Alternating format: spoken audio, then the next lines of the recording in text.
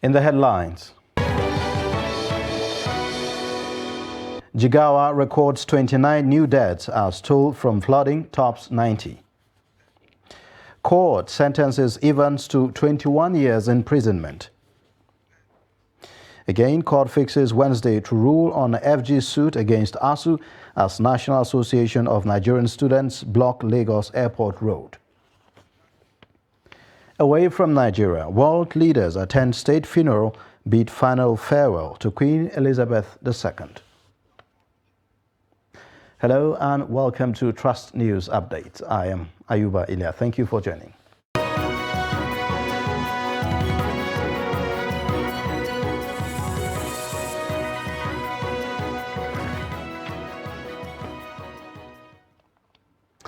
And now the details. At least 29 more people have lost their lives to flood-related incidents in Jigawa as waters continue to submerge communities in various parts of the state. This brings to 92 the death toll from such circumstances, police authorities in the northwestern state have said. The public relations officer of the police command in Jigawa, Lowell Shisu, confirmed the figures to newsmen on Sunday.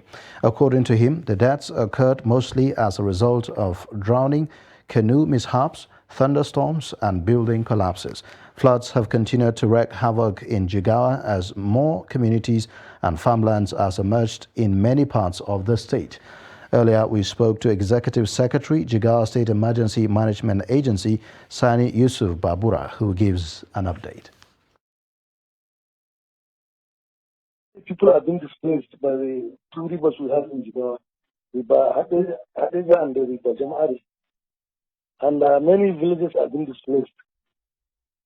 So we are trying to bring out the displaced people to the upper lands and camp them and provide food for them. This is what we are doing. And we are receiving donations or interventions from NEMA, National Emergency Management. We have about 91 people now, and that one is ongoing because the plan is still going on, running across our local domain. So we are just bringing the displaced people to the upper land so that we camp them and provide food, medicines, and so many things. All the requirements should be provided by us. Meanwhile, at least 9 people have been confirmed dead after drowning in different local government areas of Jigawa State over the weekend. The police spokesman in the state, DSP Lawan Shisu Adam, and his Nigeria Security and Civil Defense Corps counterpart, CSC Adamu Shehu, disclosed this to newsmen in Dutse. The victims, who were mostly related, drowned while trying to cross different streams or got trapped in a sand ditch. Reports say that cases of boat mishaps and passengers drowning have been on the rise in the state in the last couple of weeks, with as many as 20 people already confirmed dead, apart from the recent 9 casualties. Again, in another disaster, a 2-story building collapsed in Bukuru, Jos South local government area of Plateau State. Reports say that efforts are underway by men of Fire Service, Red Cross, and State Emergency Management Agency trying to evacuate the debris and rescue life. Speaking to Trust TV, the head of Fire Service, Plateau State, Erubong Gotsi, and the owner of the collapsed building, Bitrus Moses Pam, speak on the incident.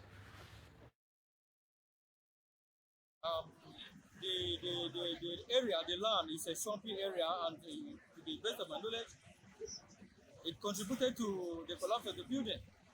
Whoever wants to build a house should also visit the fire service in order to vet the building plan and also monitor the building as the building progresses.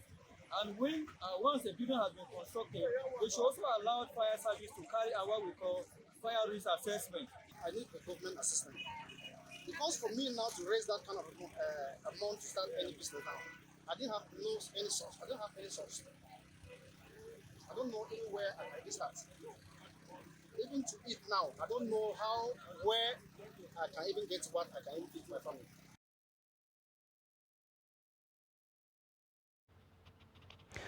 Now, the Chinese Business Community Association of Nigeria, under the leadership of Wakilin Mutanen China, Kano, Mike Zhang has condemned the killing of Umukultum Buhari allegedly by a Chinese national, Geng Guangrong.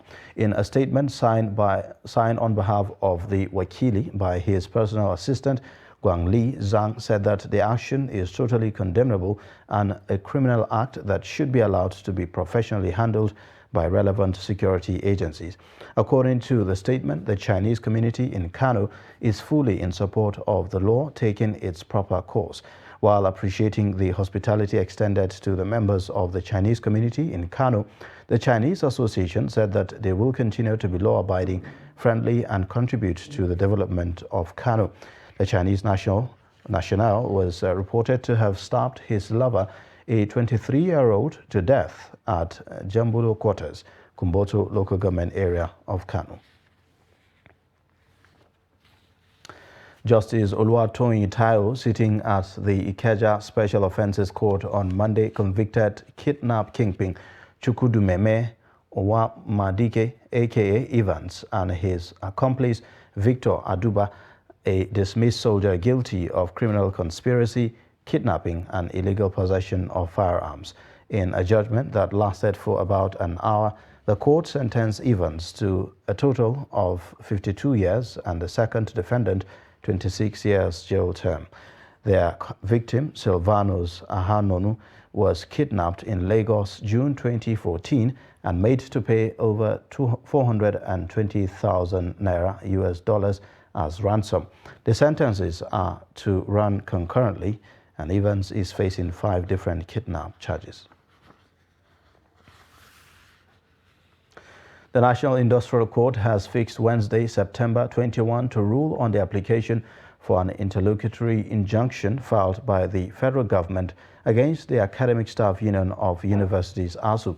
Justice Peter Hammond fixed the date on Monday after the lead counsel to the federal government, James Igwe, argued in favor of an order of the court restraining ASU from further continuing with the ongoing nationwide strike. But the court, at the previous sitting last Friday, adjourned the suit until Monday, September 19, to hear the interlocutory injunction of the government. Igwe had asked the court to give the suit an accelerated hearing due to the urgency of the matter to enable students to return to school. But counsel to ASU and senior advocate of Nigeria, Femi Falana, said that the union was currently meeting with stakeholders to ensure that the matter was resolved and appealed to the government to cooperate with the union to resolve the issue. The National Association of Nigeria Students has blocked roads leading to the Murtala Mohammed International Airport, Ikeja, Lagos, causing vehicular gridlock. The mass action is in continuation of their protest against the ongoing industrial action by the Academic Staff Union of Universities. Students who defied the heavy downpour caused gridlock on the road leading to the airport, leaving many travelers stranded. Meanwhile, the Lagos State Police Command, RRS operatives, Lagos Airport Police Command, and other security agencies are on ground to avert breakdown of law and order.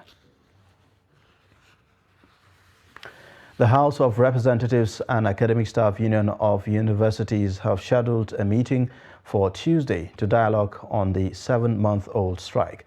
ASU is expected to submit a written presentation of its perspective on the matter to the House ahead of the meeting, which is at the instance of Speaker Femi Gbajabiamila. In an invitation letter to ASU President Emmanuel Oshodeke, said that the House was worried by the failed negotiations between the federal government and the union.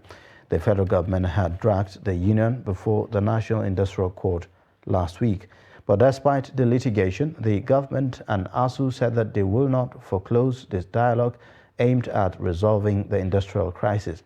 Meanwhile, counsel to ASU, Femi Falana, SAN, explained that the out-of-court negotiations can still facilitate the resolution. And now to political matters. A federal high court in Abuja on Monday dismissed a suit filed by the People's Democratic Party challenging the legality of the substitution of placeholders by the All Progressives Congress and Labour Party with substantive presidential running mates. Trust TV's Shafiu Suleiman reports that the PDP had asked the court to disqualify the presidential candidate of the two parties on that ground. The People's Democratic Party had approached the court to determine whether the respondents, APC and Labour Party and their respective presidential candidates, contravened provisions of the Electoral Act by substituting their initial placeholders. While APC had Ibrahim Masari as placeholder, Doyin Okupe served as Labour Party placeholder before his replacement with Yusuf Datti, and Kashim Shatima replaced Masari in the APC. But in their submissions before Justice Donatus Okoronwo, defense counsels raised the issues of jurisdiction of the court to entertain the suit on the grounds that it is a pre-election matter which the plaintiff lacks locus to institute. There is an evidence of a voluntary withdrawal of these candidates. So the court decided to align with our argument that the decision to withdraw is really the right thing to order. The court decided that the plaintiff lacks the local standard to institute this action. And of course, the court didn't go into the merits of the case.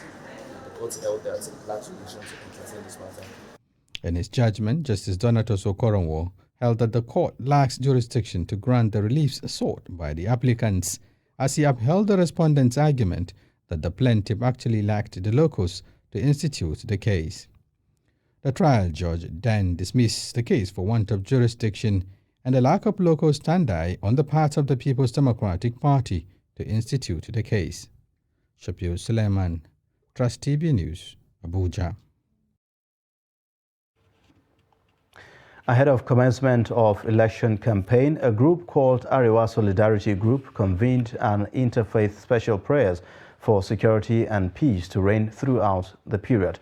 According to the group, the 2023 election is important to all Nigerians, hence the need to embark on this prayer for the successful polls. The report. It is an interfaith prayer where Muslims and Christians gathered to pray for the nation and the leaders.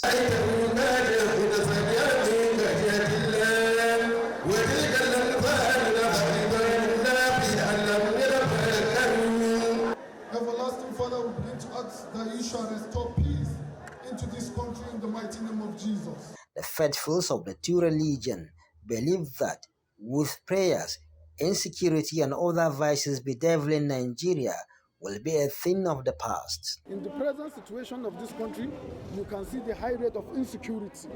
There is high rate of poverty. That is why we felt and we deemed it fit to come and pray together with the Muslims and ask for forgiveness of sins so that God will heal our country, Nigeria. If you have this understanding between Christian and the Muslim, there will be a peace in the state. There will be a peace in the country.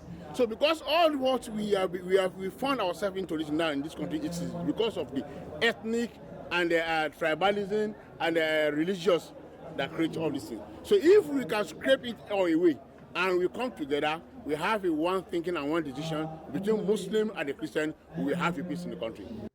Other participants at the prayer session also seek divine intervention for the peaceful conduct of the 2023 elections. We pray and we make our country to be settled down and make all this insecurity and this election that is coming now. May Allah subhanahu wa ta'ala to give us power to make it successful. Yeah, we are here today to pray to Allah, and by the grace of Allah, God will help us. The electorate are admonished to shun any form of violence during campaigns. Bello Musa, Trust TV News, Kaduna. You're watching the news update on Trust Television. Coming up shortly, we'll take a look at sustaining reading culture. Details of this and more after the break.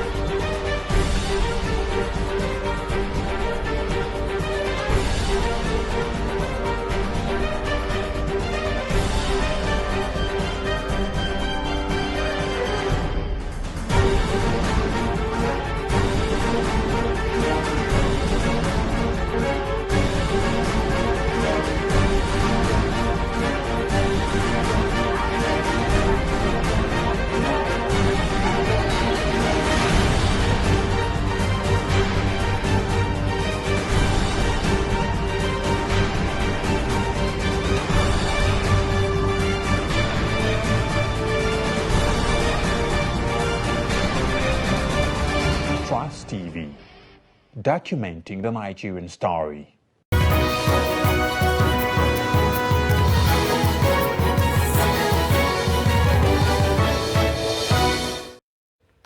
Welcome back. You're watching the news update on Trust Television. Here's a reminder of our top stories again. Jigawa records 29 new deaths as toll from flooding tops 90.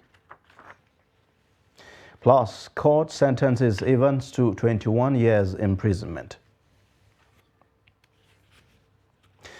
Elsewhere, 5 days after the Niger State Road Maintenance Agency fixed the breach that collapsed along Mina-Bida Road, it has collapsed again. Many travelers, including those attending the Etsu Nupe's 70th birthday last Monday, had to return home following the collapse of Sabongida Bridge, less than 40 kilometers to Bida town. One of the commercial drivers, Idris Muhammad, told our correspondent that motorists had to take shortcuts through villages, while some of them had diverted to Bida, Wushishi, Zungeru to come to Mina. The contract for reconstruction of Mina-Bida Road had been awarded to an indigenous contractor since 2018 at the cost of 24 billion naira, and the work has not attained 30% completion. The State Commissioner of Works, Mohammed Sani Lafia, could not be reached on telephone. Kaduna Book and Art Festival has come to an end, with participants entertaining fears over the sustainability of the event after the tenure of Governor Nasiru El-Rufai. The participants believe that if sustained, it will encourage reading culture and promote literacy, as well as help in the discovery of talents in the north. The report. Kaduna Book and Art Festival is an annual literary, cultural, and art event that debuted in 2017. It is also the largest art and literary event in northern Nigeria, where literates gather to showcase their talent. Besides inspiring the participants, the event not only encourages reading culture, but promotes cultural heritage. A lot of youths here, and we're losing the reading culture. With this program, I think getting back to books. That literary tradition, which we have always been known for as a people, we are naturally storytellers as Africans, has not been lost. All that is left is for platforms like this to keep sprouting. I believe that there are certain conversations that need to be had, and we don't really have them outside these settings. So I think it's important that we have these conversations here. It exposes you to a lot of critical conversations for this generation and how our society works now. If I'm going to do something big of literature or art someday, I think this is going to be my biggest motivation, Kada Fest. For freelance journalist and bilingual writer Salim Yunusa, supporting writers by state government is key. Having artists in the states is a way of promoting the state and the talent pool of the state. So the government should do all it can to support this kind of movements, because you cannot just be allowed to have a talent for it to waste away. It is very important as a government to identify all sources of talent and promote that in their states. The fears entertained by writers and art lovers is whether the program will be sustained beyond Governor El-Rufai administration in the state. Unfortunately, we haven't been able to move it from government funding to private sector funding, which would have been the ideal. But the only thing I would say is I personally will try my best to see that it is sustained. If the next government that comes in does not see it fit to continue, we'll have to look for funding from other sources.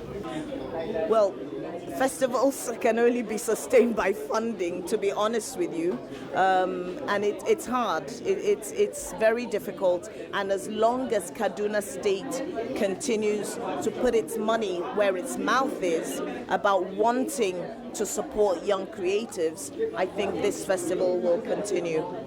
It definitely should be sustained, because just like the children need to know about their culture, we also need to know more about our culture, and we need to learn how to inculcate it into our everyday lives. The 2022 Kaba Fest featured panel discussion, art and book exhibition, book chat, film screening and discussion, dance performance, among others. Bello Musa, Trust TV News, Kaduna. Now, operatives of the National Drug Law Enforcement Agency have arrested an ex-convict, Onyeka Charles, at the Murtala Muhammad International Airport, Ikeja, Lagos, for importing 5.90 kilograms of cocaine concealed in cans of deodorants and ladies' lip gloss into Nigeria. Onyeka, who was sentenced to 7 years imprisonment in Ethiopia for drug trafficking offenses and released from prison in 2020, was again arrested on Friday, 16th of September 2022, at the Lagos airport on his return from Sao Paulo, Brazil, via Addis Ababa on an Ethiopian Airlines flight. Here's an update of the agency's activities for the week. A search of ex-convict luggage revealed that he has concealed 5.90 kilogram cocaine inside cans of deodorants and female lip gloss. During preliminary interview, the suspect, who claimed to have gone into drug business to raise fresh capital to start a legitimate business after his release from Ethiopian prison in year 2020, said he was expecting to be paid 2 million naira on successful delivery of illicit drug in Nigeria.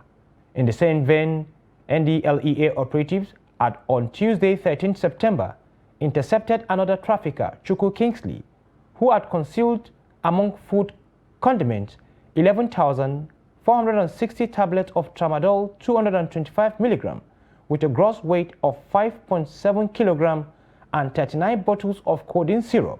Also at the Lagos airport, a freight agent, Lawal Adeyemi, was arrested same day for attempting to export some sachet of Laxotan, among other non-controlled drugs, to Liberia, while operatives equally seized 593.90 kilograms of cat leaf at the Nakot import shade of the airport on Thursday, 15 September, after a joint examination of the cargo by a combined team of security agencies.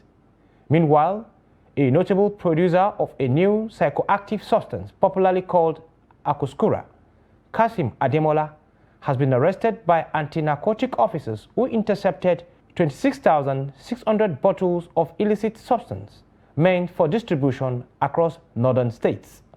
In Kogi State, operatives on patrol along Okene-Abuja Expressway on Saturday, 17 September, intercepted a J5 vehicle coming from Onitsha en route Kaduna, Zaria, with 18 pieces of pump-action rifles and 1,300 cartridges, while the two suspects conveying the arms and ammunition, Chukudi Aronu, 51, and Shuaibu Gambo, 23, were arrested. In Kaduna, a drug dealer, Mohammed Mustafa Del Atu, aka Dawa, was arrested at Sabon Gari, Zaria, with 8 bags of cannabis sativa weighing 67 kilograms, and another, Meikudi Hassan, arrested at Gubuchi village of Ikara local government area with 5 bags of cannabis sativa weighing 54.2 kilograms. While directing the Kogi State Command to immediately hand over the arms and ammunition seized to the police for further investigation, Chairman Chief Executive of the NDLEA, Brigadier General Muhammad Buba Marwa, retired, in a statement from the Director, Media and Advocacy, Femi Babafemi, commended the officers and men of the command, as well as their counterparts in MMIA, Kano, Kaduna, Edo, Lagos and Bauchi for their vigilance and resilience. The Nigerian Labour Congress says its position on the removal of petrol subsidies has not changed. NLC President Ayuba Waba made the clarification in a statement in Abuja, where he said that the union's position was that local public refineries must work and 100% importation of refined petroleum products must stop. These demands, he said, that were contained in a workers' charter of demands which the organized labor will be using to engage the political process. It will be recalled that Festus Keyamo, campaign spokesperson of the presidential campaign of APC, had asked the NLC to come out clean on its stand on fuel subsidy. This is because the Labour Party presidential candidate Peter Obi has constantly said that he would remove fuel subsidy if elected. Away from Nigeria, Britain bid farewell to Queen Elizabeth II on Monday at a state funeral attended by world leaders before a historic last ceremonial journey through the streets of London packed with sorrowful mourners. Huge crowds gathered in near silence to watch as the Queen's flag draped coffin, topped with the imperial state crown, her herb and scepter, was carried slowly to a gun carriage from Parliament Westminster Hall, where it had lain in state since Wednesday. In his funeral sermon, Archbishop of Canterbury, Justin Welby, praised the Queen's life of duty and service to the UK and Commonwealth. The longest-serving monarch in British history died at Balmoral on her Scottish Highland retreat September 8th after a year of declining health. And that's a wrap on Trust News Update. You can watch more via all our social media platforms, and also don't forget to watch us live on YouTube. I am Ayuba Ila. Thank you for watching.